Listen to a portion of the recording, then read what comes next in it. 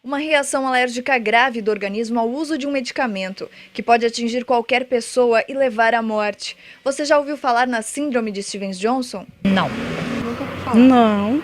Não, nunca ouvi falar. Os dados brasileiros são escassos. A informação que se tem é de que o número de pessoas que desenvolvem a síndrome varia de 1 a 6 por cada milhão de habitantes ao ano. O paciente com a rara doença tem 80% de chances de não sobreviver. Ou seja, é uma doença que na sua forma grave mata 4 vezes mais do que o infarto. É uma mortalidade extremamente alta. A síndrome de Stevens-Johnson é causada na maioria das vezes pela ingestão de medicamentos, principalmente por aqueles usados para evitar convulsões, antibióticos ou até mesmo um simples analgésico. Os sintomas aparecem de 1 a 3 semanas após o uso do remédio. Paula, de 16 anos, mora em Rio do Sul. Ela desenvolveu a síndrome há 2 anos, quando começou a fazer o tratamento contra a toxoplasmose. A mãe da adolescente lembra que a equipe médica chegou a preparar a família para o pior. Antes de qualquer médico vir conversar com a gente lá no hospital, veio a psicóloga primeiro, né? Mandaram a psicóloga. E aí, a única coisa que a psicóloga perguntou para mim: você tem mais filhos?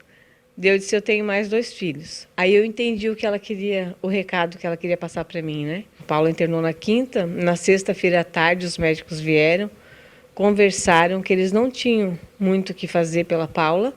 As fotos da jovem no hospital impressionam. Ela ficou 15 dias internada, 10 na unidade de terapia intensiva.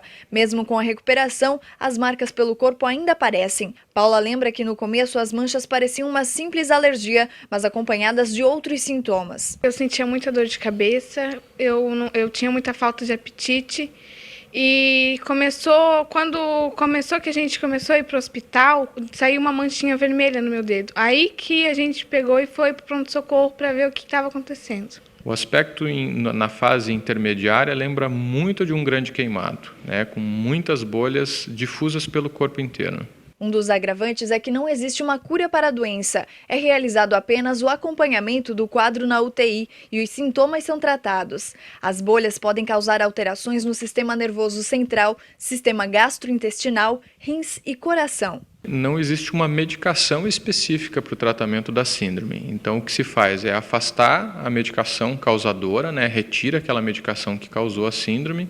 E aí o tratamento que a gente chama de suportivo, é dar condições do organismo se recuperar e tratar as intercorrências que porventura aconteçam no meio do caminho. Mesmo quando os remédios são receitados, o risco de desenvolver a síndrome existe e só aumenta quando a pessoa realiza a automedicação, já que aquele que deveria ser o mocinho pode se tornar um grande vilão. Então, quando o paciente usa uma medicação sem precisar usar essa medicação, porque ele está se automedicando, ele está se expondo a um risco aumentado de ter uma síndrome tão grave como a síndrome de Stevens-Johnson.